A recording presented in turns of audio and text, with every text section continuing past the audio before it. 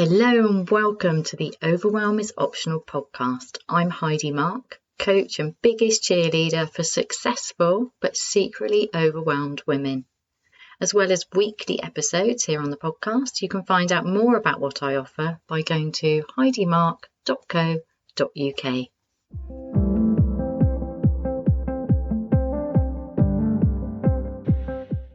Hello and welcome to this week's episode of the Overwhelm is Optional podcast.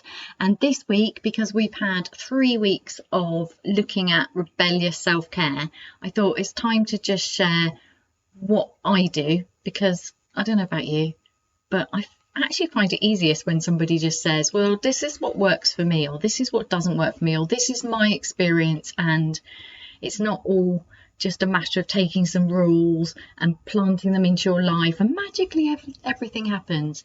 So I hope that you find this episode inspiring and useful, and it makes you just feel heavenly. That's how I'd like you to feel this week. Heavenly, like, I can do that. I've got it. Heidi's not perfect. So self-care to me has changed enormously over the years. I managed to burn out while prioritising my self-care, which means I really had to look at what self-care meant, because if I burnt out while prioritising it, well, it wasn't obviously working for me. So I had to turn it all upside down. So I'm just going to share that with you. I'm going to share some of how things were, what I used to do, and then I'm going to share what I do now. And I hope that you can take from it what's useful to you. Before we get started, I just wanted to tell you something really exciting. Yesterday, I finally finished the Overwhelm is Optional book. Woohoo! I'm super excited. I've dared to show it to people now. I've sent it to my first readers, and I don't know what the feedback is. I showed it to one very special friend at the weekend, and she loved it, so that's enough for me. And also I love it, and I think this is what's important when we do things, particularly things that take courage, like writing a book. It's easy to get caught up in the need for external validation. And while I do recognise that obviously there's no point publishing a book unless it's good enough for it to be useful to somebody, I also think it's sometimes just important to go with your heart and to just ignore actually all sensible things like get it checked, get your feedback, because otherwise when would we do anything? I mean, right now you can publish a book, you can self-publish a book. That's amazing. So to me, this is the book that would have rescued me. And if one person feels better for reading my book, that's good enough for me. So I'm going with that. I've got to maintain that mindset throughout the process, because obviously it's easy for my mind to go into the not good enough. But actually, it's never going to be perfect.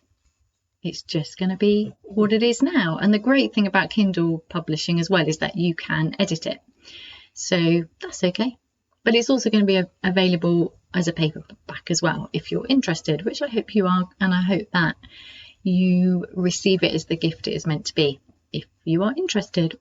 Okay, so please celebrate that with me. Woohoo! So exciting. So let's talk about real life rebellious self-care. Rebellious self-care, the gentle rebel way, is not perfect. So it's never finished. It's always a moving thing. Why? Because life changes all the time. And I think one of the biggest things that make us struggle in life in general is that we want everything to stop moving. We want to be able to control everything so that we can feel safe, so that we can pause and get a hang on it. But it never pauses. Like life is constantly changing. Life is a moving feast. It's an adventure. It's a dance. And when we can step back and learn to dance with life rather than trying to control it, which is what happens in Zen meditation, instead of trying to control and suppress thoughts to empty the mind, you just watch the mind, and you can choose to move your attention away from the mind into the body if you want to, or you can you can do all sorts of cool things in the Zen meditation. You can send your attention across the world, but it's that ability to allow the mind to do its thing. instead of trying to shut it down. Now, there's different forms of meditation, and some forms of meditation go for emptying the mind. But my favourite is what I was trained in, which is the Zen meditation, where you're just allowing, you're just noticing completely neutrally. That's what my mind's up to. So once we learn to dance with this, and if we apply that to self-care, it just becomes easier because we stop trying to reach some hidden impossible standard where it's like, I've got my self-care sus now. And then we can forgive ourselves when we feel like it's gone wrong. Because this is one of the problems, isn't it? If we feel like, oh, if I was good at self-care, then I would never get too tired, or I would never get sick, or I would always be able to focus, then that can stop us just really looking after ourselves, proper self-care, based on love, based on respect for ourselves, based on what we need today in this moment. Because it's a dance, we're just listening. So it's never set in stone. It's never, I have, and these are external things, and this is another part of the problem, I believe. I have massages booked every month. I'm brilliant. I have this in place. I have this in place. So everything should work. I should now be able to keep on going. So I also believe that it's a mixture of having structure. I book massages every month, or I do yoga, or, doing things where you pencil them in, you schedule them to support yourself, and then you break the structure. And I think this is really important, because that structure to start with can be really supportive, because we're stabilizing the mind into going, oh, I'd have to make a choice. I've already decided that I'm eating this for lunch, or I've already decided that I just do yoga on this day, or I've already decided that I never work past this time, or I've already decided I do the 1 minute mark on the hour every hour, or between meetings, or I have a nourishing lunch break. I never sit at my desk. Like, these are structures which are really, really helpful, because they stop the mind having to go, oh, if I got a choice, or if I've got a choice, I'll go back to my old rubbish habit, which isn't nourishing. So it's really helpful to put structures in, but then it's really helpful to break them.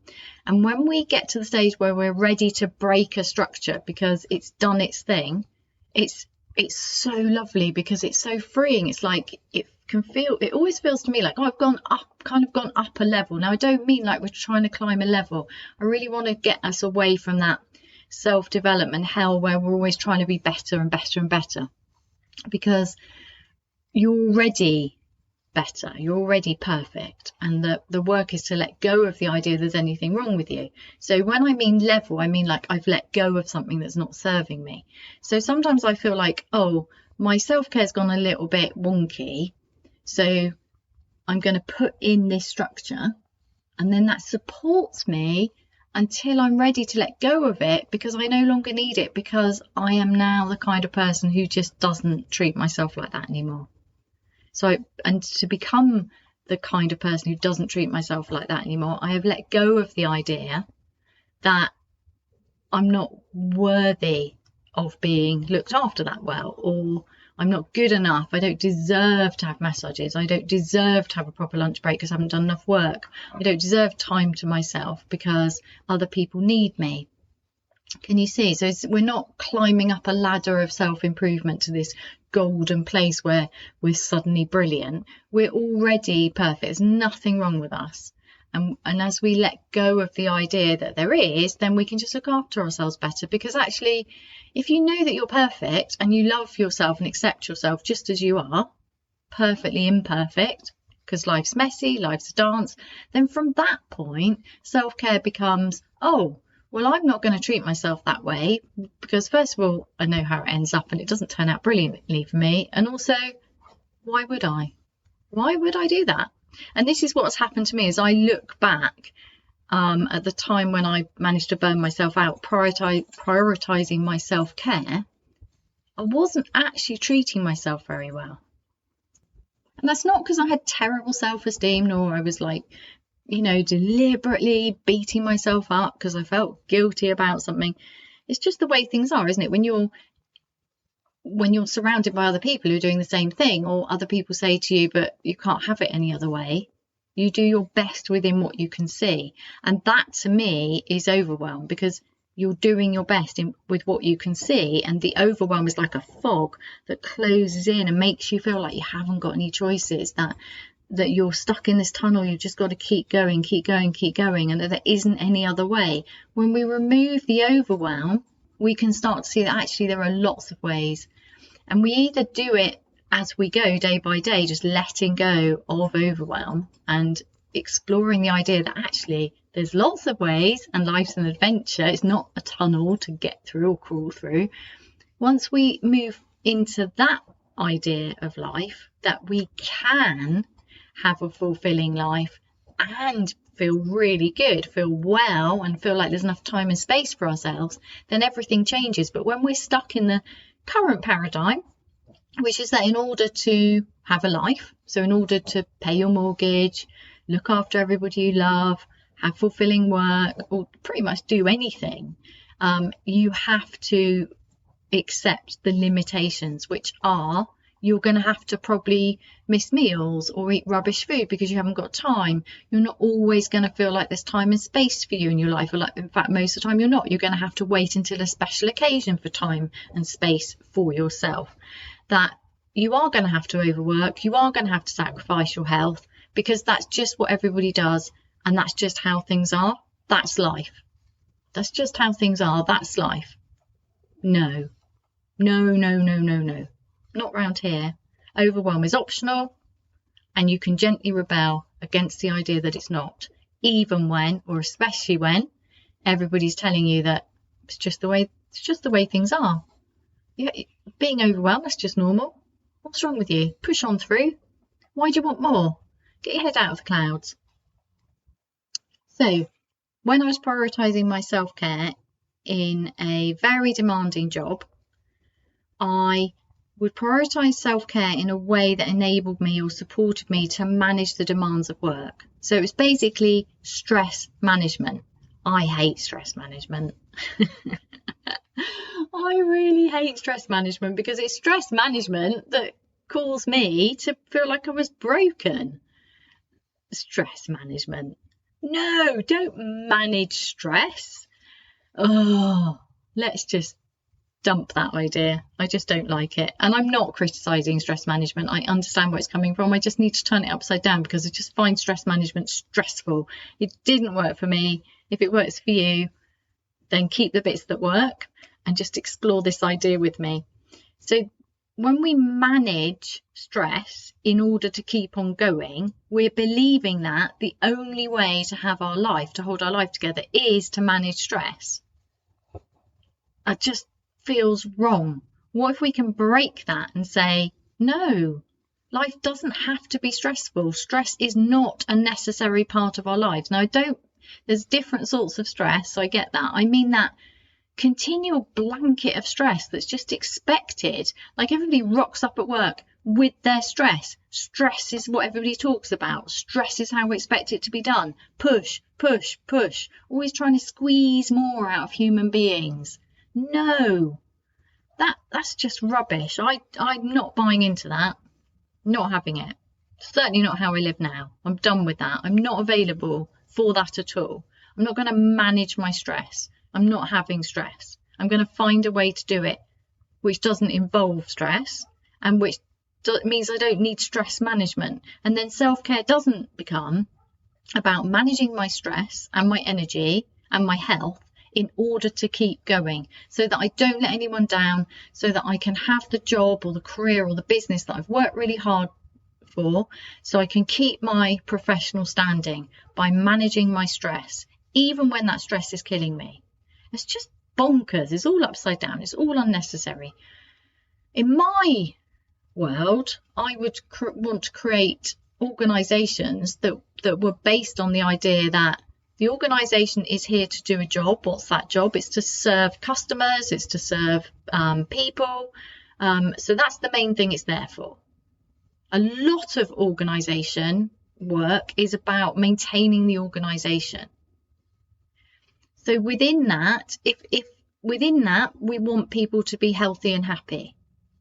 So look at how you can make people healthy and happy while they are of service, rather than this constant new initiatives, more stuff to do, tick boxing, checking up on each other, not trusting anyone, nonsense, health and safety nonsense. So health and safety was a great idea. Now it's just become a nonsense. It doesn't make any sense. Everything's so stressful. Everything you buy has these caveats of, oh no, we're protected against health and safety. It's just absolutely gone crazy, and it's really stressful because we're having to use our minds to negotiate everything all the time. Too much information, much of it irrelevant, and we've lost the purpose of what we're trying to do. Human beings are amazing. Human beings are lovely. Most human beings want nothing more than to live their life well and to love and provide for the people that they care for and to enjoy their lives. Most people don't want to hurt anyone. It's just the way things are. Humans are full of love. Humans are full of creativity, and we crush that when we put all of these management things on top, stress management, health and safety management. It's all trying to stop a disaster. We're all stuck in this constant life's an emergency, terrible things can happen, prevention, trying to keep ourselves safe, and in that process just crushing our spirit, crushing our ability to connect and love. And I just think there's ways of doing things differently. I don't have the answers for large organisations. I don't have the answers to all of these things. I'm just saying, I just think it's bonkers. It's gone wrong somewhere, and we need to turn it upside down and remember our why. Why are we doing that? To everything. You can take that all the way down, can't you? Why am I sending that email? Because every time you send an email, you fill up somebody's overwhelmed email. So why are you sending it?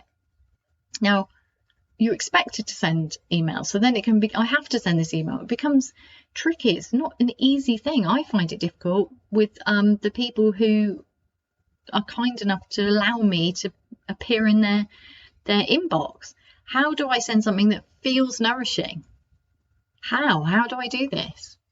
It's a really, really interesting question when we get back to why am I doing these things? Because when we get back to the why, then we can start saying, why am I managing my stress in order to do this thing that's got lost, that doesn't make any sense anymore? Purpose matters. When we feel like we're doing something purposeful, something that feels like it's our purpose, that uses our unique skills, everything changes. Fulfillment doesn't come from getting through your day and managing your stress and keeping everything going. Fulfillment comes from living your life consciously, on purpose, with purpose, connected to what you uniquely want to do at any season in your life. And when we find that purpose, everything makes more sense. And we have more energy, and we are connected to our heart. Now, my problem was that I felt like I had found my purpose. And so therefore I was going to do anything, including basically not nearly kill myself, but it feels like you're killing yourself when you're constantly exhausted, when you're in this constant cycle of working out how to manage your stress, and then it goes wrong, and then, it's just so boring, isn't it? I really, really, really wanted to make it work, and I tried everything because I believed I had the best job in the world, because I loved it, I was good at it, but I was wrong. I didn't have the best job in the world. I learnt lots. I'm really, really grateful.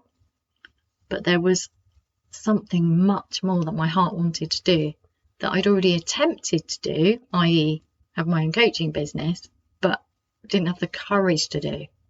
Now, I wouldn't change it because I've learned so much, and that feeds into what I do now. So now I'm a coach and a teacher, and I really like that. It works really well for me. But it's worth looking at what you're doing. If it feels like it's killing you in any way, i.e. it's taking up too much headspace, if you're pushing through overwhelm and exhaustion in order to keep the work that felt once like it was your purpose, because it can feel like it can be your purpose for a while, can't it? And then it changes, because we're allowed to change. As I said at the beginning, it's a dance. Everything's changing all the time. And I think what we often want is to tick box our life, don't we? Find the one love. And then everything should be magically okay. The one career or business, something, our purpose, that the house, everything. We want the thing done, ticked, and then we can relax. But it doesn't work that way, does it? Because it's messy and it's a constantly changing adventure. That doesn't mean there isn't a person to set your life up with. That doesn't mean there isn't a house that feels like it's been waiting for you. It doesn't mean there isn't a job or a business that feels purposeful. It means we have to keep an eye on it. We have to question, we have to say, does this feel in alignment with my heart? Is this energizing me? And if it feels like yes, but it's causing a struggle with exhaustion, overwhelm and self-care, then it's worth looking at self-care. If it feels like the self-care is a struggle because you're not really doing something that feels satisfying, then it's worth looking at what are you doing with your time? There's just different ways in, aren't there? You can look at what you're focusing on and where your attention's going. You can look at how well you feel and how happy you feel. You just look at different things, and it's all comes to the same point, which is I commit to myself first, to living my life my way. And what does that look like for me today? How do I love and accept myself more? How do I care for myself? How do I appreciate this body? How do I listen to my heart and those nudges that if you follow those little nudges, you get, I don't know, I find you follow nudges and suddenly you're reading a book that feels like it's been waiting for you. You've been like looking for it, or you have this unexpected conversation with someone which leads to something, or you just go on to Apple Podcasts and you press a podcast and it's like, oh my goodness, I didn't know this was here. I love that unexpected thing that comes from synchronicities, when things just come together, when you follow these little nudges. Really, really exciting. I never go on LinkedIn because when I first set up my business, I was told to be on every social media platform so you can reach more people. And being somebody who really wants to reach my people and be of service to those people and spread my mission, etc., I was on all of, and it's exhausting and I don't like it. I just didn't like the feel of LinkedIn. So I've reduced mine down to Instagram and podcasting, and that's really cool. So but the other day I just got this little nudge, just check LinkedIn, just check. And the thing is with that, you go, well, Heidi, is that a nudge, or is that just your mind going back into old habits? Just check. This actually did feel like a nudge. I've noticed since this thing happened, I am getting that, I better just check LinkedIn. So I've stopped that. But I got this little nudge, just check LinkedIn. And I checked it, and there was a message from somebody saying that they'd been recommended my podcast, which I'm really grateful whoever did that. It's such a wonderful thing when somebody recommends my podcast to somebody else. I mean, how cool is that? Thank you so much. Oh, another thing that I forgot to celebrate with you is we hit 10,000 downloads, which is just fills my heart. Thank you for being part of that. I just thank you. Anyway, so I had this nudge, went to LinkedIn, found this message saying, I'd really like it if you could come and talk to my group of overwhelmed entrepreneurs. So we're going to have a chat about that. And I never go on LinkedIn. And I thought, the message had been there for ages. But actually, I think it had literally just been sent and I got this nudge. So that was interesting.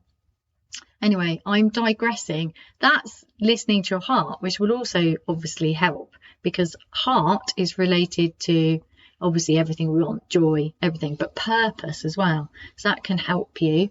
But let's just go back to the struggle that I was enjoying or not with self-care, headed to burnout. And no idea I was heading there. No way. I thought I knew so much about all of these things that I just thought it was never happened to me. It's ridiculous. Why would you let things get that bad? Heidi. Anyway, so the struggle was to manage the demands of work, so that's stress management, so that I could focus. My job as a teacher was very cognitively demanding, really cognitively. I mean, the stuff going on in your head that you're trying to manage while teaching is just bonkers. Time, behaviour, engagement, making maths easy for everyone, making everyone feel safe, because you can't learn unless you feel safe, because it's vulnerable, because to learn you have to let go of what you believe to be true, so that you can then accept the new belief. So that's maths. That's why I loved it, is that actually within that is the ability to help kids change their mindset about themselves. You can do this, you can do this, you can do this. And that's what I loved about it. Anyway, so really cognitively demanding, which meant I needed sleep, I needed to be really organised, and I needed to be able to focus. But I was pushing myself to be able to focus, to cope with all the cognitive demands. I was pushing through overwhelm, and I didn't know. I thought I was winning because I was really good at teaching, so I was doing it, but then I was utterly exhausted, and I couldn't shake. Eventually, I just couldn't shake that exhaustion, because I can look back and see what I was doing. I was completely overloading my mind. I mean, bonkers amount of stuff in my head. And I did write things down. I did have excellent productivity things. You know, I'd brain dump everything at night and go home without it. But it was leaking. It was leaking into the rest of my life all of the time, middle of the night, first thing in the morning. You know, and then I was talking about the stress and how to manage it, and also my excitement, because I had lots of amazing highs and amazing opportunities, but I was talking about work a lot outside of work. So I was quite obsessed with my work. I loved it. Quite obsessed with my work now. I love it. We have to be able to allow the mind to just stop, you know, to just let go. And it's easier to do it within the day than it is at the end. So when we crunch it all together, and that's what I was doing, was just crunching it all together. I did do things like look out of the window, the beautiful trees. You know, there were things I was putting in, but it wasn't enough because I was pushing myself too hard. So because I was pushing myself really hard, it didn't really matter what else I did, because my view was too limited. I didn't believe there was another way. I believed that I had no choice but to push myself so hard and then scoop myself up. And that if I was more resilient and better at self-care, then I shouldn't be exhausted. It shouldn't be happening. It was my fault. It was like it was a problem to be solved. I was a problem to be solved. I should be able to do it better. So this is some of the things that happened in this struggle, which is very, very cyclical, but difficult to see at the time. So, for example, deciding I'm prioritising my self-care this term. So I book and pay for a half term of yoga. And the yoga was the perfect time. Well, kind of the perfect time. It meant that I had to leave school a little bit later so that I wouldn't, because I didn't dare go home. Because if I went home, I wouldn't go out again. So I had to do things on the way home to make it as easy as possible. And I thought, oh, that's the perfect time. I can stay later at work, get more work done, and then go to yoga. And then that's a really good, and that is, in many ways, that's a really good compromise. It's not the what. None of that's bad. All of that sounds reasonable. It was really good. It was the how. So the what is all the things you book. The how is how you're treating yourself. So I assumed that if I did this, I'd be able to just keep pushing myself really hard. So what would happen was I'd start off the beginning of each half term going, I'm prioritising myself. I'm going to look after myself really well. I'm going to just be even better at being really productive at work, compartmentalising, leaving everything at work, coming home and having a life. I'm going to get it sussed. So it was a constant, I'm going to get it sussed. I was always hopeful. I'm an incredibly optimistic person, absolutely determined. So, for example, booking yoga for half term, starting the beginning of the half term going, this is brilliant, it's working, this is perfect. And then by week 3, getting to like feeling a little bit like unwell is the word, you know, a little bit dizzy, a little bit, it's difficult to explain that unwellness, isn't it? Do you experience that? It's like you're just not quite right. You just don't have the strength. You just don't have the energy. You just feel off. And then you become more susceptible to colds, etc. And then usually between week 3 and week 4, I'd stop going. And I remember the very last half term I attempted this, and I think it was probably week 4. I was halfway through the class and I felt ill, as in dizzy, really unwell. Nothing wrong with me. If I'd gone to the doctors, there'd be nothing wrong with me, but I felt unwell and I just had to stop. I couldn't do any of the movement. I really didn't feel okay. So I just laid down on my mat and I just stopped. And actually, I was really upset. Emotionally, it really upset me. Why could I not do this? Why could I not solve the problem of myself? Why was it so hard for me to have and keep this career I'd worked so hard for and be well? Because I completely disagreed with the idea that I had to compromise, that I couldn't have yoga and go to work, that I had to wait until half term. And you can say, well, it's great because at least teachers get long holidays. Well, it didn't work for me, but I tell you what it did. It made me push myself harder in term time. And we were pushed harder. You wait till half term to go to the dentist, to go to the doctor, to be ill, to have a break, to recover your sanity, to be well, to see friends, to have fun, to do anything. Wait till half term because you have half term. So you're expected to sacrifice your life in term time. It doesn't belong to you. So it really upset me. I'm there sat in this yoga class and my lovely yoga teacher came up to me and asked what's wrong. I said, I just don't feel well. I'm going to have to go. And I never went back. So that's was really depressing because that was signaling to me that it's just too hard. So what do you do in that circumstance? Because I wasn't at the point where I was going to quit. I considered it, but I ended up quitting my self-care instead. So I did try other things, like I went slightly part-time, all sorts of things. Like I tried different hours, all sorts of different arrangements, but none of it sus. So it was this constant quest to make it work. And that's okay. I don't have a problem with the constant quest to make it work. That's what I'm doing now in many ways. But now feels like an adventure. Then felt like a pushy, if only I was better, then everything would be okay. Comparing myself to others. Others seem to be able to go to yoga. Other people are going, I found out people were going to the theatre like over an hour away in the middle of the week. I was amazed. How were these magical people doing this? And a lot of them were just not sleeping, like really having very little sleep. But I don't function on very little sleep. Well, I didn't then. Now, actually, I've set up my life so it doesn't really make that much difference. I still prefer to prioritize sleep because I love sleep and it's really nourishing for me. But I don't have to worry that if I don't sleep, then I won't cope. Whereas then I felt like I was under so much pressure that if I didn't get enough sleep, I was likely to leak tears at work or snap. And I wasn't prepared for that. I wasn't prepared to cry at work. You can't cry in front of teenagers as a teacher. That's it. You lose your credibility.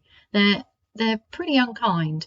And I did love them, but they can be pretty unkind. If you lose your credibility, it's very hard to get it back. They forgive to a certain extent if you're going through something, like I had a dog died and I cried, and they're very forgiving of that. But crying under stress, there's something about teenagers, and I know myself, we were like it at school, where it's like, can we push that teacher to breaking point? It's almost like a sport. It's really unkind. I don't know what that's about, but there it is. As a teacher, you need credibility. So every day I put on a suit of armour, and that meant not listening to my heart, which was crying out for a gentler way of treating myself. So I put on a suit of armour. I'd have like a theme tune for the day, some sort of rock song that elevated me on the way to work so I could go in there and kick ass. And yeah, all these things sound sensible, don't they? But it didn't work for me, and it's whether it works for us personally, isn't it? I'll give you another example. Joining a choir, being so excited. I love to sing. I found it so good. Oh my goodness, I loved it so much. And then after 2 weeks, I found I couldn't teach very well the next day. One, I overused my voice, and obviously if you're using your voice all day and then you go and sing for several hours, that's going to be maybe not that easy. And I was really struggling on the Tuesday, and it was also quite a long way to the choir, and it just didn't work. So that went. Another part of my life gone. So when do you then get to do the things that you love? Retirement, wasn't working out for me. I mean, I never intended to teach until I retired anyway. I always saw it as I don't know, I didn't have a clear plan, but there was no way I was going to do that whole teaching until you retire and then you keel over.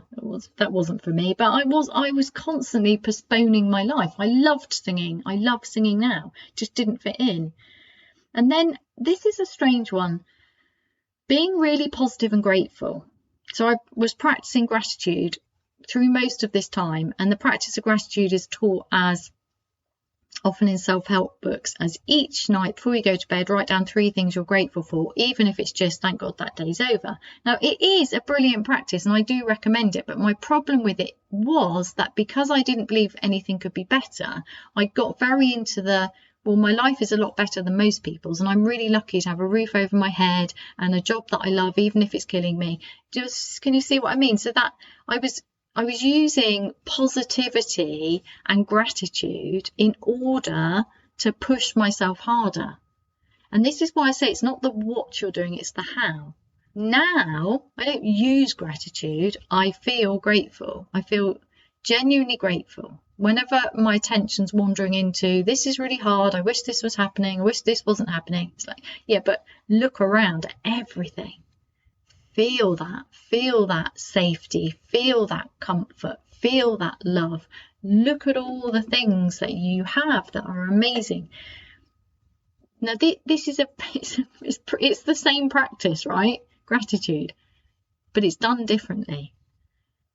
And I'll just leave that with you to tune in to how you use or not the practice of gratitude to either nourish you or push yourself harder, and just to notice how that feels to you when I talk about it.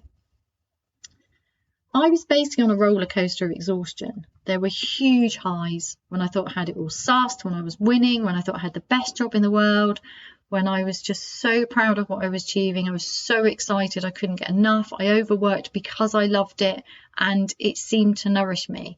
And then there were huge lows when I was just really struggling, when I'd get by near the end of my 8.5-year career, I was getting flu twice a winter for 2 weeks and not really recovering. I was constantly unwell. I was really struggling. It didn't make sense to me why it had to be so hard. So I was rebelling more and more, but not in a particularly positive way. And I felt resentful of the whole system.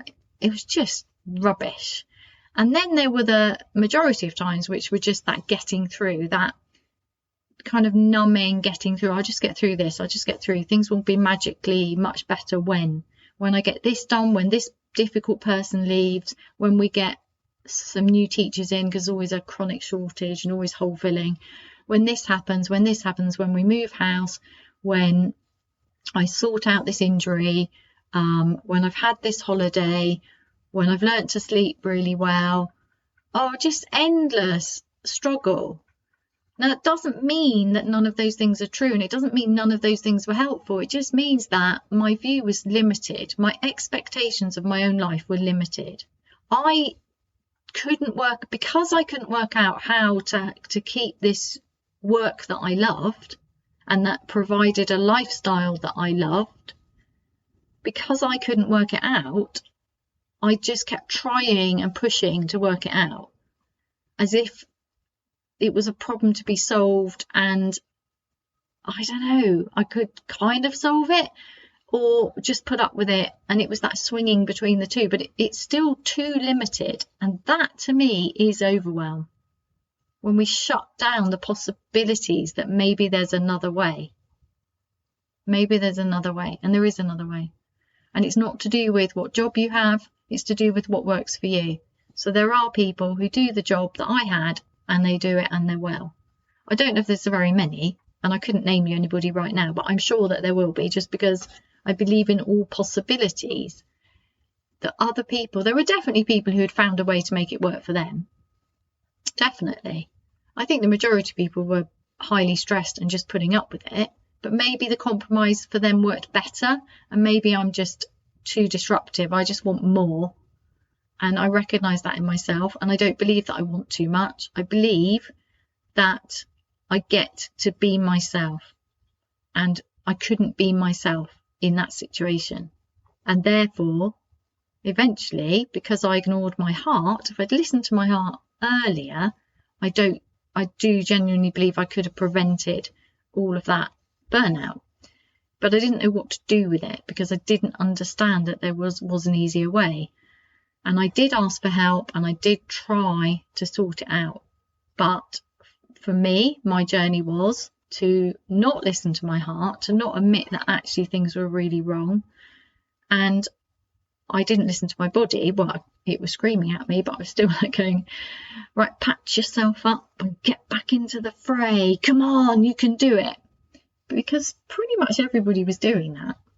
So that's what I did. And in the end, I couldn't. It was impossible. I just couldn't do it. And that's a shame, isn't it? Kind of think that a more sensible person wouldn't have made such a mess. I'm laughing now because I'm honestly okay with it all.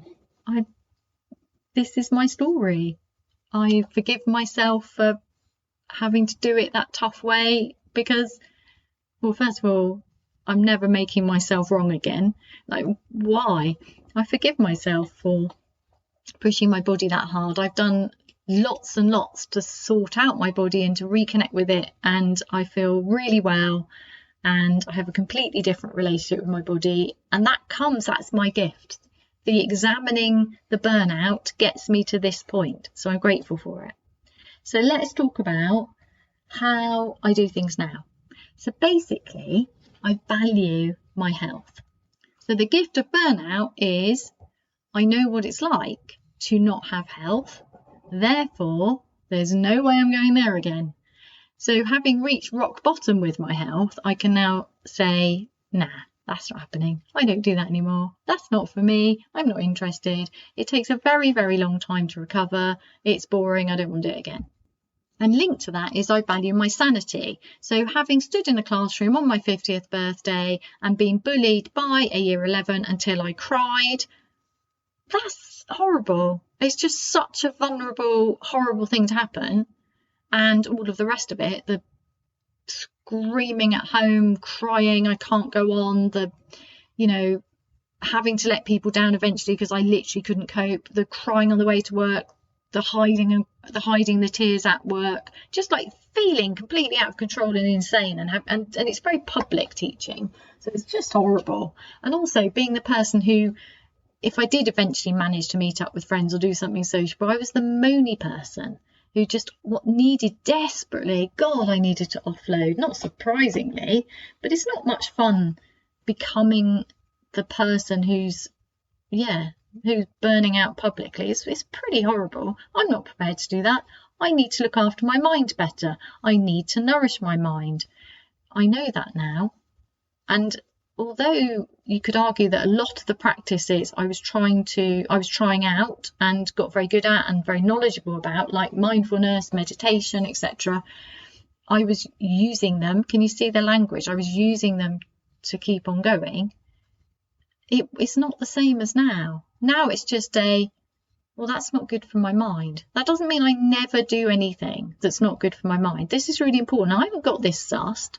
I just starting from a different position, that's all. And I'm inviting you to consider how you think about yourself. So when we start from a place of, I value my health, I value my sanity, in fact, I value my whole life, and I'm not prepared to compromise, as in to keep pushing myself so hard that I damage my health, my sanity, and my ability to be in the rest of my life, because work isn't everything. Getting through is not, for me, living. I don't want that. It's not enough. Now, there are times when it gets really hard and you might need that getting through mentality, but we all can think of actual times, can't we, when it would be important. There's definitely times in my life when I've needed that ability to just get through. For example, when my father was sick and died, there are times for that can be helpful. Although now I would know how to do it in a way that enabled me to still prioritise myself, loving myself, caring for myself. But when we get stuck in that emergency mode, and when we're too overwhelmed to see that we're stuck in that emergency mode, I just think we're in a danger zone. And I think going back, I fully believe going back to what are my beliefs and my values? What's going on for me? What am I believing to be true? If I'm pushing myself so hard, what am I believing to be true? And lots of things can come up about a lack of valuing of ourselves, of our time, of our attention, in order to manage stress, keep other people happy. And sometimes it's also to do with courage. I know for me, it definitely was. Thinking that I'm kind of courageous because I'm kicking ass in a difficult job, compared to just gently listening to my heart and saying, yeah, but actually, it's not really what I want to do, is it? There was more. There was something else I want to do, remember? Remember when you wanted to be a coach? And the coaching thing leaked all the way through. I mean, it's hilarious. I was coaching while teaching because I convinced the school that every teacher needed a coach. It's not like it went away. I mean, your heart's gonna keep nudging you in big and small ways. And it's when for me, it's, that being able to listen, even if I'm not going to act on it, even if I'm just going to listen, that takes courage. So I'm saying courage can come into this, but go gently. Go from the place that I love myself, I'm perfect already, letting go of the idea there's anything wrong with me, particularly letting go of the idea that we have to do anything that isn't good for us. Anything that's not nourishing. Do we have to really? Is there another way? Is there an easy way? Is there a more nourishing way?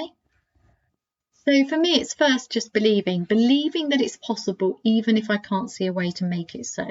So when I first set up my business, I based it on what you could arguably say was magical thinking and impossible. I based it on the idea that I could have work that supported the lifestyle I wanted and is deeply fulfilling, that works for me, a business that works for me, so for me that's part-time and flexible, very important for me, and enables me to do all of the other things I want to do and to be really well, to look after myself.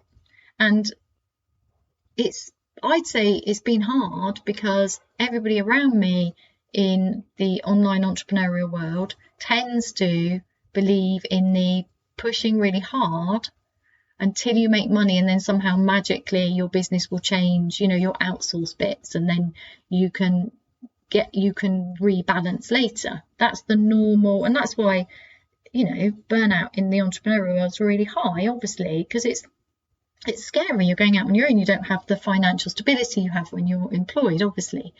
And it also takes a lot of courage. So for me to have stuck to that, to keep coming back to it, I deliberately worked it into what I'm doing. So if I wasn't walking my walk, it would all be a lie. And that doesn't work for me, because authenticity, integrity are just core values for me. It doesn't make I can't do it. So I can't burn myself out. So I can't overwork, because then my business will be a nonsense. So that I deliberately built in so that I would find a way that works for me. And it's not been easy, but it's not caused me damage. And I'm okay with it not being easy, as in being an adventurous, interesting challenge, which at times feels impossible. I'm okay with that. I'm okay with that exploration. That's okay. I'm up for that kind of challenge, because that's a heart-led challenge. That's a paradigm shifting challenge, and the old paradigm wasn't working for me, where you just have to accept this is just the way things are. Overwhelm and exhaustion and sacrifice is just the way things are. Boring, boring, boring. I'm done with that. That's not for me. So creating my own way of seeing things, yeah. Has it been scary? Yes. Have I felt like I'm being slightly not insane, but like too magical in thinking? No, actually. I was just going to say yes. No, I haven't. I don't know what it is. I do. It's my heart. It's my purpose. I just always believed it would work, even though I couldn't see how. I just always did and do. And I see it growing, and it is growing. And that's it, really. I found my purpose by listening to my heart, by initially breaking my heart and breaking my body and wrecking my poor mind. And now I do the opposite. And I sometimes think that's it, isn't it? That we suffer in order to find the opposite. What do I want instead? So when you're feeling really overwhelmed, what do you want instead? Well, find out what the overwhelm feels like. Find what the exhaustion feels. Find what is not working for you and explore the opposite, particularly the opposite feeling. So self-care is often, if you think about self-care, it's that needing to feel cared for, as opposed to doing stuff in order to prop yourself up so you can keep on going and not let anyone down and pay the mortgage, etc. So if you take it as, what would it feel like if I had my own rebellious self-care? What would that feel like? And then you can allow that to be your guide. What would it feel like? How would it be really easy to take my attention back to myself every day, so that I felt like there's space and time for myself? And that's a listening, a self-listening all the time. I hear you. I hear you, heart. I don't know what to do about it, and I find it, quite frankly, a little bit demanding. But I'm listening, even though I'm scared, and I have no idea what to do with that information. You don't have to do anything. We so often just go to a reactive doing, adding something in to an overloaded schedule. What if we just listened instead? For example, when we listen to what our mind needs, so when our mind, if you notice, I don't really think about listening to the mind, I think about listening to the body, I think about just noticing the mind. So if I notice my mind's feeling overwhelmed, particularly by fear, I've experienced a lot of that, obviously, in the last 2 years, as I'm sure you have, as the news cycle has been particularly full of fear and emergency, more so, I believe, than before that. And I've personally found it harder than ever before to disconnect from that fear cycle. And I've been aware that that's not nourishing for my mind, but I felt the need to try and work out what's going on, because I found world events very confusing. But I've now just disconnected again, and I'm really grateful, because, as I've said, I think it was 2 years ago, I did an episode about not listening to the news because it just doesn't help us. Everything important will filter through. I find it's interesting that my parents' generation felt that they had a duty to listen to the news. It was just everybody sat down and listened to the 6 o'clock news. And I was told college, you should be aware of current events. So it's like this, we have a duty to be aware. But I would argue that the news isn't the news. There's lots of news in the world that is unreported, much of it very important, much of it actually very good. And the focus of the news is to maintain fear. And I think that's really bad for us. And I think we can do much, much better. And until, as a society, we learn to respect each other's attention and nervous systems, and not to constantly manipulate people's attention by hitting their parasympathetic nervous system into hyperdrive constantly, when we start to set up the world in a kinder, more nourishing way for our minds. Until then, I think we all have to decide what is appropriate for ourselves. So for me personally, at the moment, I've disconnected from the news cycle. Sometimes I have a quick look, but my guiding principle over the last couple of weeks has been, is it nourishing? Is it nourishing? So before that, it was, is it creating fear? But I've turned it around again, because that was helping, and now I've changed it to, is it nourishing? And if it's not nourishing, then I can still decide to read it or watch it, but that's a choice. So my guiding principle with anything I read at the moment is it nourishing? And I find that really, really helpful and nourishing for my mind. And it's the same with other people's stuff. So if you have a friend who needs to offload, is it nourishing for me to listen? Is it nourishing for them to talk about it?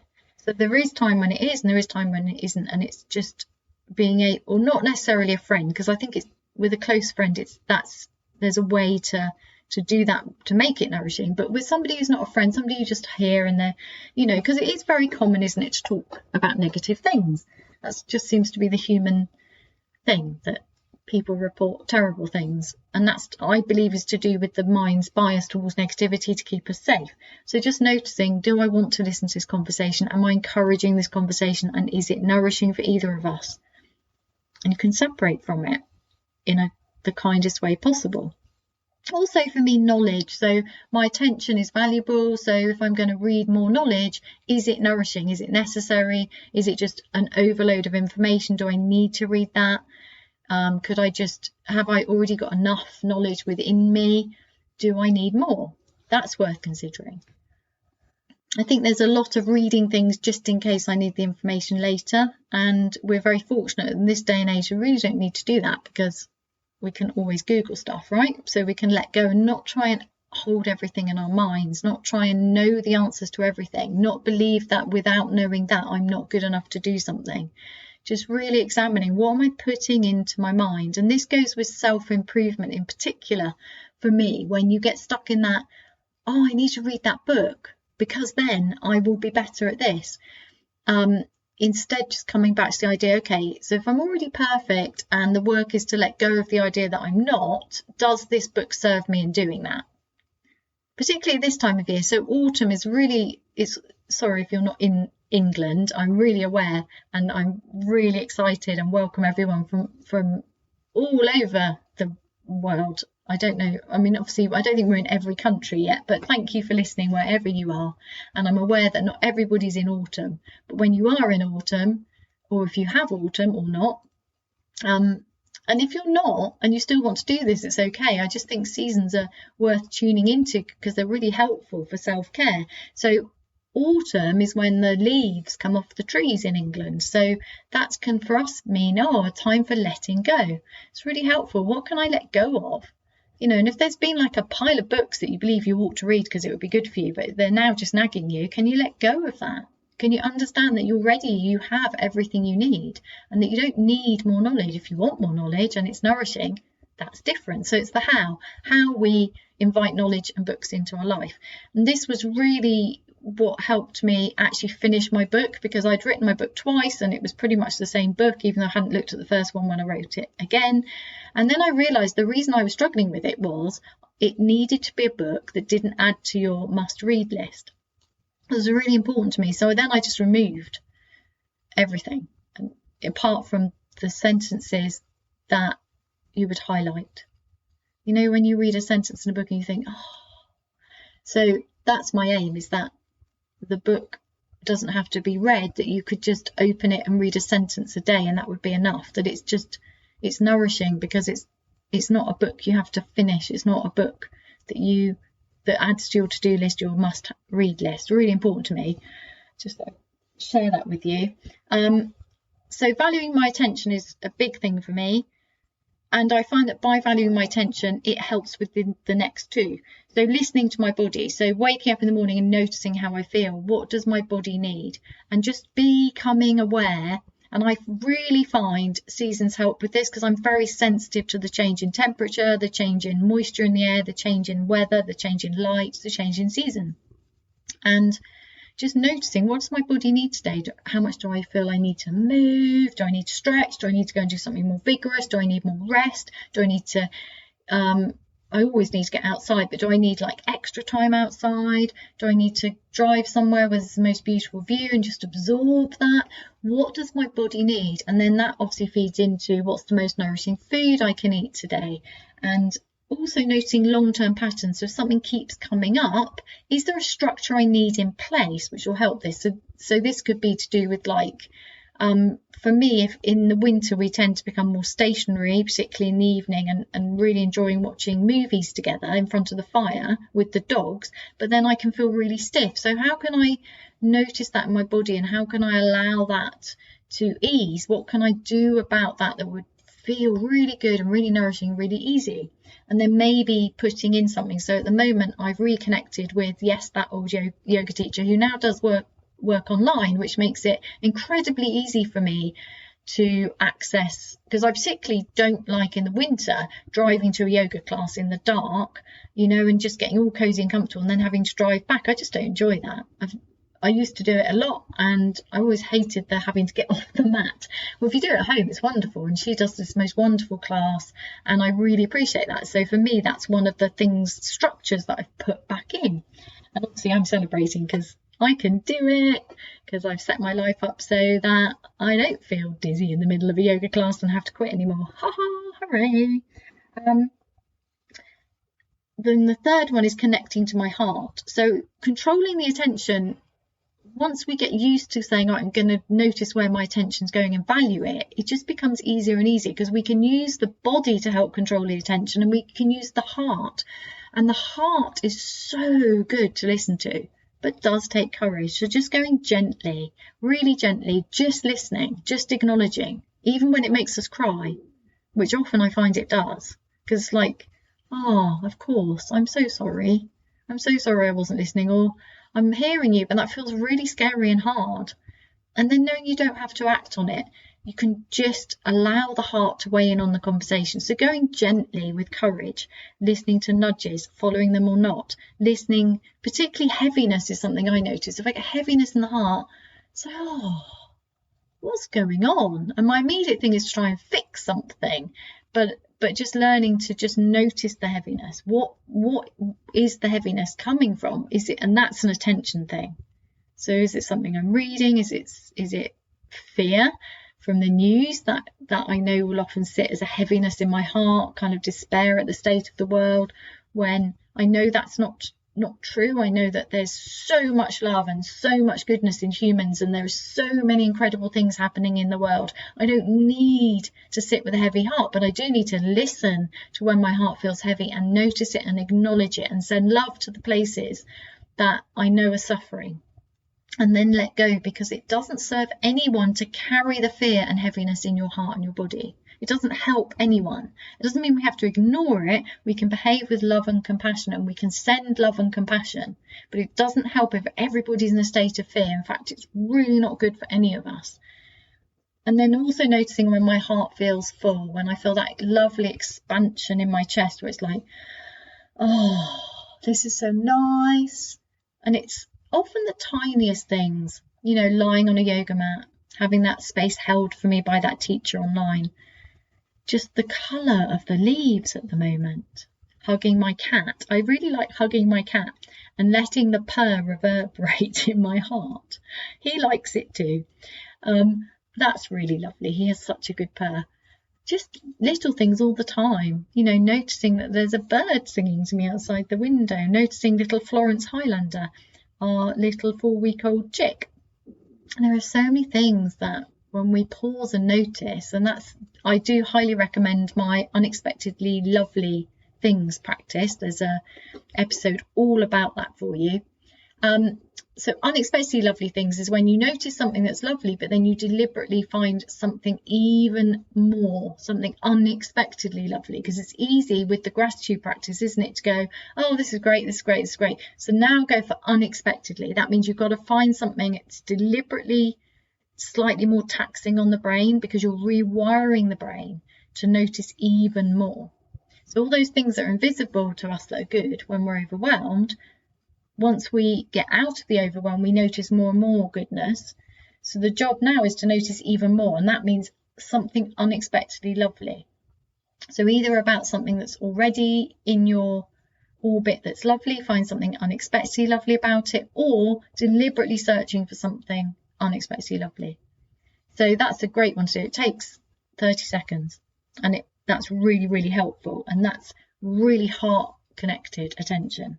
So to summarise, I burnt myself out while prioritising my self-care. Let me be a terrible warning. I hope that you do not burn out. If you have already burnt out, you have my huge sympathy and compassion. I hope that you have managed to heal.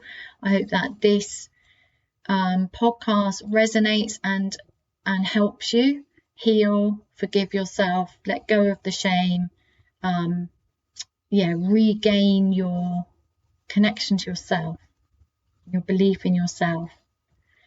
And then we talked about what I do now. with my self-care, which is basically an attention practice, just tuning in and listening, noticing where my attention's going, listening to my body, listening to my heart.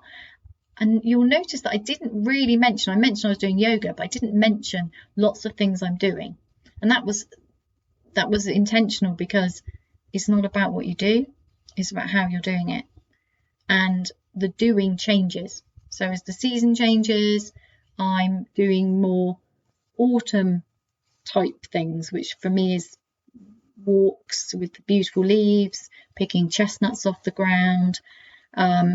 It's just different. It's a withdrawing inwards. There's a lot of letting go and reflection for me at this time of year, taking stock, just noticing, being grateful for everything that's come to me this year, and starting gently to look ahead to next, but really gently. I never do a sudden New Year's Eve, ta-da, New Year's resolutions. Don't do that.